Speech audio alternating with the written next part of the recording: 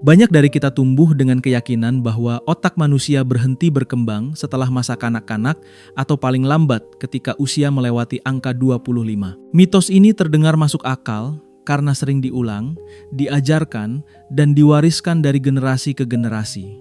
Namun, keyakinan tersebut diam-diam membentuk batas psikologis yang kuat, seolah kemampuan belajar, berubah, dan berkembang memiliki tanggal kedaluarsa biologis. Padahal, sains modern mulai membongkar anggapan lama ini dari akarnya.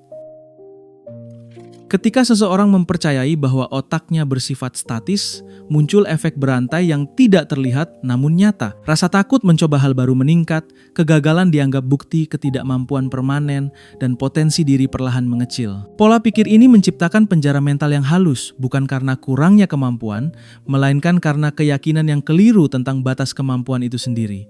Otak seakan dikunci oleh narasi yang salah.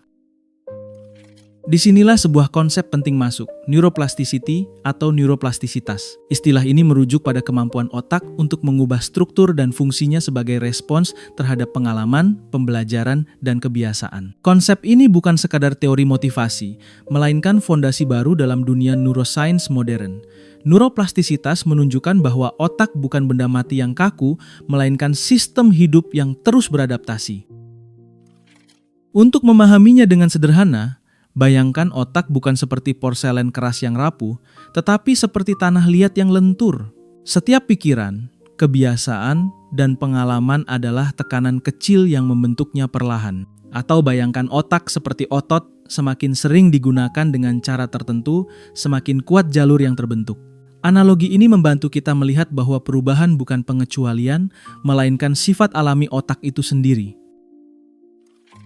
Bagi penonton channel Gelombang Otak, topik ini sangat relevan. Setiap orang yang ingin memperbaiki fokus, emosi, kebiasaan, atau kualitas hidup secara keseluruhan sedang berurusan langsung dengan mekanisme neuroplastisitas. Memahami bahwa otak bisa berubah berarti memahami bahwa perubahan diri bukan ilusi. Ini adalah dasar ilmiah dari pengembangan diri, penyembuhan mental, dan pertumbuhan kesadaran. Menariknya, pandangan ini bertolak belakang dengan keyakinan ilmuwan besar di masa lalu seperti Santiago Ramon y Cajal yang pernah menyatakan bahwa jaringan otak dewasa bersifat tetap. Pada zamannya, pernyataan ini dianggap final. Namun teknologi modern seperti MRI dan penelitian longitudinal membuktikan sebaliknya. Apa yang dulu dianggap mustahil, kini dapat diamati secara langsung di dalam otak manusia yang hidup. Sekarang, pertanyaannya bukan lagi apakah otak bisa berubah, melainkan bagaimana proses itu terjadi di tingkat biologis. Apa yang sebenarnya berubah ketika kita belajar, berlatih, atau mengulang kebiasaan tertentu? Untuk menjawabnya, kita perlu melihat lebih dalam, menembus permukaan pikiran, dan masuk ke mesin biologis paling kompleks yang kita miliki, otak itu sendiri. Di balik setiap pikiran, ingatan, dan keputusan, terdapat aktor utama yang bekerja tanpa henti, neuron, dan sinapsis. Neuron adalah sel saraf yang membawa sinyal listrik dan kimia, sementara sinapsis adalah titik pertemuan tempat pesan diteruskan dari satu neuron ke neuron lain. Jutaan neuron membentuk jaringan yang terus aktif, menciptakan pola komunikasi yang menjadi dasar dari semua pengalaman mental manusia. Perubahan otak dimulai dari prinsip sederhana yang dikenal sebagai hukum Hebb. Neuron yang aktif bersamaan akan terhubung semakin kuat.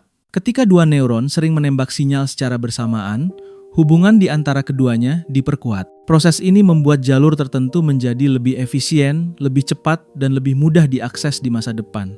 Inilah alasan mengapa kebiasaan dan pola pikir bisa terasa otomatis setelah diulang berkali-kali. Sebaliknya, otak juga memiliki mekanisme pembersihan yang dikenal sebagai synaptic pruning. Koneksi yang jarang digunakan akan melemah dan akhirnya dipangkas. Prinsipnya sederhana, gunakan atau hilang. Proses ini penting agar otak tetap efisien dan tidak dibebani jalur yang tidak relevan. Tanpa pemangkasan ini, sistem saraf akan penuh dengan koneksi acak yang justru menghambat kinerja mental. Perubahan ini tidak terjadi sendirian. Ada peran penting bahan kimia otak. Neurotransmitter membantu mengirim pesan antar neuron, sementara protein seperti BDNF berfungsi seperti pupuk yang menyuburkan pertumbuhan dan penguatan koneksi saraf. Ketika seseorang belajar dengan fokus, bergerak aktif, atau tidur cukup, kadar BDNF meningkat, menciptakan lingkungan biologis yang ideal untuk perubahan otak. Menariknya, neuroplastisitas bukan hanya konsep abstrak, tetapi juga perubahan fisik yang dapat diukur. Pembelajaran intens dapat menebalkan gray matter yang berkaitan dengan pemrosesan informasi, serta memperkuat white matter yang berperan sebagai jalur komunikasi antar area otak. Artinya, pengalaman hidup benar-benar mengubah struktur fisik otak, bukan hanya perasaan atau persepsi subjektif. Untuk memvisualisasikannya, bayangkan jalur saraf seperti jalan setapak di hutan. Pada awalnya, jalur itu samar dan sulit dilewati. Namun semakin sering dilalui, rumput terinjak, tanah memadat, dan jalan menjadi jelas. Jalur yang jarang dilewati perlahan tertutup kembali oleh alam. Begitulah cara pikiran dan tindakan membentuk rute dominan di dalam otak. Kesimpulan penting dari mekanisme ini adalah satu hal.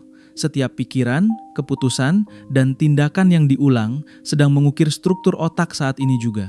Otak tidak menunggu usia tertentu untuk berubah. Proses itu berlangsung terus-menerus, secara diam-diam, membentuk siapa diri kita hari ini dan versi diri kita di masa depan. Neuroplastisitas bukanlah satu proses tunggal, melainkan bekerja melalui dua jalur utama yang saling melengkapi. Keduanya berperan seperti dua sisi mata uang, satu mengubah bentuk fisik otak, sementara yang lain mengubah cara bagian otak bekerja dan berbagi tugas. Memahami perbedaan ini membantu kita melihat bahwa perubahan tidak selalu terlihat, namun tetap nyata dan berdampak besar. Jenis pertama disebut neuroplastisitas struktural. Ini merujuk pada perubahan fisik jangka panjang pada otak, seperti bertambahnya volume, kepadatan, atau kekuatan koneksi antar neuron. Perubahan ini biasanya muncul akibat latihan dan pembelajaran yang konsisten dalam waktu lama.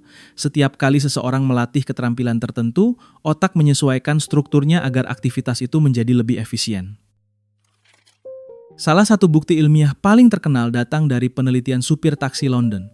Mereka diwajibkan menghafal ribuan rute dan jalan kompleks kota.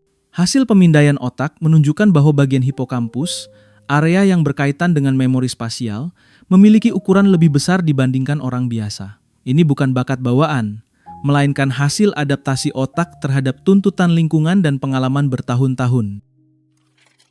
Jenis kedua adalah neuroplastisitas fungsional. Mekanisme ini memungkinkan otak memindahkan fungsi tertentu dari area yang rusak atau melemah ke area lain yang masih sehat. Fleksibilitas ini menunjukkan bahwa otak tidak terpaku pada satu peta tetap, melainkan mampu menyusun ulang pembagian tugasnya sendiri demi mempertahankan fungsi. Dalam dunia medis, fenomena ini sering terlihat pada pasien stroke. Ketika satu area otak rusak, area lain dapat belajar mengambil alih fungsi yang hilang melalui latihan dan rehabilitasi. Otak membangun jalur alternatif, sering disebut jalur tikus, untuk menghindari bagian yang rusak. Proses ini menjadi bukti kuat bahwa pemulihan bukan keajaiban, melainkan hasil adaptasi biologis yang terarah. Yang menarik, kedua jenis neuroplastisitas ini tidak hanya relevan bagi mereka yang mengalami cedera. Pada orang sehat, mekanisme yang sama bekerja saat mempelajari bahasa baru, alat musik, atau pola berpikir yang lebih adaptif. Setiap keterampilan baru memanfaatkan perubahan struktural dan fungsional secara bersamaan, meski dalam skala yang lebih halus. Pertanyaannya kemudian bergeser, jika otak mampu berubah sedemikian rupa, apa yang sebenarnya memicu proses ini, dan apa pula yang justru menghambatnya? Untuk menjawabnya, kita perlu melihat faktor-faktor kehidupan sehari-hari yang diam-diam mempercepat atau melemahkan kemampuan adaptif otak manusia. Agar neuroplastisitas benar-benar aktif, ada beberapa syarat utama yang harus terpenuhi. Otak membutuhkan fokus yang intens, rasa kebaruan, dan tingkat tantangan yang cukup untuk keluar dari mode otomatis. Aktivitas yang dilakukan sambil lalu jarang meninggalkan jejak mendalam. Sebaliknya, ketika perhatian penuh terlibat, otak menandai pengalaman itu sebagai sesuatu yang layak dibentuk menjadi jalur baru. Menariknya, kesalahan justru memegang peran penting dalam proses ini. Saat seseorang melakukan kesalahan dan merasakan frustrasi ringan, otak melepaskan sinyal kimia yang memberitahu bahwa penyesuaian sedang dibutuhkan. Momen tidak nyaman itu bukan tanda kegagalan, melainkan indikator bahwa sistem saraf sedang bekerja keras untuk memperbaiki dan memperkuat koneksi yang relevan. Banyak orang mengira perubahan otak terjadi saat belajar, padahal sebagian besar penguatan koneksi justru berlangsung saat tidur. Selama tidur, terutama fase tidur dalam, otak menata ulang informasi, memperkuat jalur penting, dan melemahkan yang tidak dibutuhkan. Kurang tidur berarti mengganggu proses konsolidasi ini, membuat pembelajaran terasa lambat dan mudah hilang. Faktor fisik juga memiliki pengaruh besar. Olahraga aerobik meningkatkan aliran darah ke otak dan merangsang pelepasan zat-zat pendukung pertumbuhan neuron. Gerakan tubuh yang teratur bukan hanya menjaga kesehatan fisik, tetapi juga menciptakan kondisi biologis yang mendukung adaptasi mental dan kejernihan kognitif. Namun neuroplastisitas memiliki sisi gelap. Otak tidak membedakan mana kebiasaan baik dan mana kebiasaan merusak. Kebiasaan buruk, trauma emosional, dan pola kecanduan juga diperkuat melalui mekanisme yang sama. Jika suatu perilaku diulang terus-menerus, otak akan menganggapnya penting dan menguatkannya, meskipun dampaknya merugikan. Musuh utama dari plastisitas yang sehat adalah stres kronis. Paparan stres berkepanjangan meningkatkan hormon kortisol yang dapat melemahkan koneksi saraf, terutama di area yang berhubungan dengan memori dan pengambilan keputusan. Dalam jangka panjang, kondisi ini membuat otak lebih reaktif, kurang fleksibel, dan sulit membangun pola baru yang adaptif. Kesimpulan penting dari semua ini adalah satu hal sederhana: otak selalu belajar dari apa yang kita ulangi. Ia tidak menilai baik atau buruk, hanya frekuensi dan intensitas. Karena itu, perubahan membutuhkan pilihan sadar tentang kebiasaan mana yang ingin diperkuat dan pola mana yang perlu dibiarkan memudar secara perlahan. Pertanyaan yang sering muncul adalah, apakah perubahan masih mungkin ketika usia sudah tidak muda lagi? Banyak orang merasa skeptis, seolah kesempatan untuk belajar dan berkembang telah lewat bersama waktu. Keyakinan ini sering diperkuat oleh cerita sosial tentang penuaan yang identik dengan penurunan. Namun sains memberikan gambaran yang jauh lebih bernuansa dan penuh harapan. Penelitian modern menunjukkan bahwa neurogenesis, kelahiran sel saraf baru, ternyata masih terjadi di otak orang dewasa. Proses ini terutama ditemukan di hipokampus, area yang berperan penting dalam pembentukan memori dan pembelajaran. Meskipun lajunya lebih lambat dibanding masa kanak-kanak, fakta bahwa sel saraf baru tetap lahir membuktikan bahwa otak dewasa masih memiliki kapasitas untuk memperbarui dirinya. Perbedaan utama antara otak anak dan dewasa bukan pada kemampuan berubah, melainkan pada cara berubah. Anak-anak bersifat pasif, otak mereka menyerap hampir semua rangsangan tanpa seleksi. Pada orang dewasa, plastisitas menjadi lebih selektif. Perubahan membutuhkan fokus, niat, dan perhatian sadar. Justru karena itulah pembelajaran dewasa bisa lebih terarah dan bermakna. Konsep penting lain adalah cognitive reserve. Ini merujuk pada cadangan kemampuan otak yang dibangun melalui pembelajaran, pengalaman, dan stimulasi mental sepanjang hidup. Orang yang terus belajar cenderung memiliki perlindungan lebih baik terhadap penurunan kognitif dan risiko demensia. Otak yang aktif menciptakan jalur alternatif yang membuatnya lebih tangguh menghadapi penuaan. Banyak studi dan kisah nyata menunjukkan manfaat belajar di usia senja. Orang yang mulai belajar bahasa asing, alat musik, atau keterampilan baru di usia lanjut sering menunjukkan peningkatan memori, perhatian, dan suasana hati. Aktivitas ini bukan sekadar hobi, melainkan latihan nyata yang menjaga sirkuit saraf tetap hidup dan responsif. Dengan sudut pandang ini, penuaan tidak lagi harus dipahami sebagai penurunan mutlak. Ia lebih tepat dilihat sebagai proses spesialisasi dan efisiensi. Beberapa jalur melemah, namun jalur lain menjadi lebih matang dan terintegrasi. Otak belajar menghemat energi dan mengandalkan pengalaman, menciptakan bentuk kecerdasan yang berbeda, bukan lebih rendah. Pesan ilmiahnya jelas dan tegas, tidak ada kata terlambat secara biologis untuk memulai kebiasaan baru. Selama ada perhatian, konsistensi, dan lingkungan yang mendukung, otak tetap mampu beradaptasi. Usia mungkin mengubah cara belajar, tetapi tidak pernah mencabut kemampuan dasar untuk berubah. Setelah memahami bahwa otak bersifat plastis di setiap usia, langkah berikutnya adalah menerjemahkan pengetahuan ini ke dalam praktik sehari-hari. Neuroplastisitas bukan konsep pasif yang hanya terjadi dengan sendirinya. Ia bisa diarahkan. Dengan strategi yang tepat, kita dapat menciptakan kondisi yang mempercepat pembentukan jalur saraf yang lebih sehat dan adaptif. Dalam konteks NLP atau Neuro Linguistic Programming, bahasa memegang peran penting dalam membentuk respons emosional otak. Cara kita membingkai pengalaman atau reframing dapat mengubah jalur saraf yang terhubung dengan makna dan emosi. Ketika narasi internal berubah dari mengancam menjadi menantang, otak merespons dengan pola aktivasi yang berbeda, membuka ruang bagi perilaku baru. Visualisasi dan hipnosis bekerja melalui mekanisme serupa.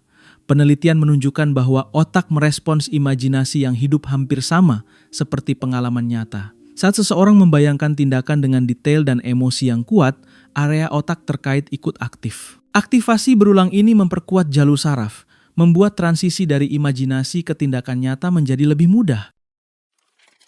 Perubahan yang paling efektif seringkali datang dari langkah kecil yang konsisten. Strategi microhabits memanfaatkan sifat otak yang menyukai pengulangan tanpa ancaman besar. Perubahan kecil namun rutin menciptakan sinyal aman bagi sistem saraf, sehingga jalur baru dapat terbentuk tanpa memicu resistensi mental yang biasanya muncul pada perubahan drastis. Praktik mindfulness dan meditasi juga memiliki dasar ilmiah yang kuat. Studi pencitraan otak menunjukkan adanya penebalan pada korteks prefrontal, area yang terlibat dalam pengendalian emosi dan perhatian pada mereka yang rutin bermeditasi.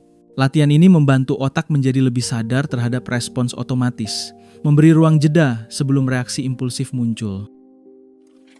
Salah satu cara paling efektif melatih plastisitas adalah dengan mempelajari keterampilan baru. Belajar alat musik, bahasa asing, atau teka-teki kompleks berfungsi seperti gym bagi otak. Aktivitas ini memaksa berbagai area otak bekerja sama, menciptakan koneksi baru, dan menjaga fleksibilitas kognitif tetap terjaga. Terakhir, lingkungan memiliki pengaruh yang sering diremehkan. Otak manusia adalah sistem sosial yang terus menyesuaikan diri dengan konteks sekitarnya. Lingkungan yang suportif, penuh stimulasi positif, dan interaksi bermakna akan memperkuat jalur adaptif. Sebaliknya, lingkungan yang stagnan dapat membatasi potensi perubahan, meskipun niat pribadi sudah kuat. Jika kita merangkum seluruh perjalanan pembahasan ini, satu kesimpulan utama menjadi sangat jelas, otak manusia adalah organ yang dinamis, bukan struktur kaku yang selesai dibentuk di masa muda. Setiap pengalaman, kebiasaan, dan keputusan kecil ikut menyusun arsitektur saraf kita. Dalam arti biologis yang nyata, Anda bukan sekadar penghuni otak Anda adalah perancangnya. Menariknya, prinsip ini juga menjadi inspirasi bagi perkembangan kecerdasan buatan. Jaringan saraf pada AI dirancang meniru cara otak manusia belajar, memperkuat koneksi yang sering digunakan dan melemahkan yang jarang dipakai. Kemajuan teknologi ini secara tidak langsung menegaskan bahwa plastisitas bukan ide abstrak, melainkan prinsip universal dari sistem pembelajar yang efektif.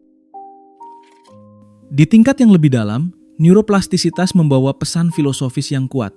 Ia menantang gagasan bahwa manusia terjebak selamanya oleh sifat, latar belakang, atau masa lalu. Jika otak dapat berubah, maka identitas psikologis pun bersifat lentur. Harapan tidak lagi berdiri di atas keinginan semata, tetapi memiliki fondasi ilmiah yang kokoh.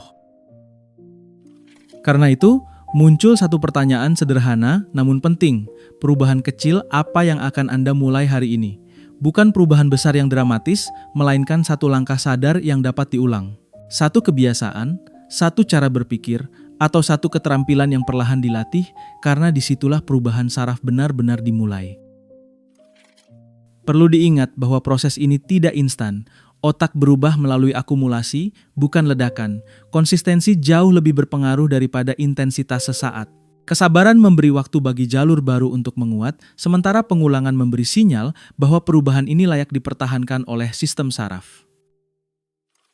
Jika pembahasan ini memberi perspektif baru, channel Gelombang Otak hadir untuk menemani proses eksplorasi Anda. Dukung channel ini dengan berlangganan, bagikan kepada mereka yang membutuhkan, dan tuliskan pengalaman Anda di kolom komentar tentang hal baru yang sedang Anda pelajari. Setiap cerita adalah bukti nyata dari plastisitas otak manusia.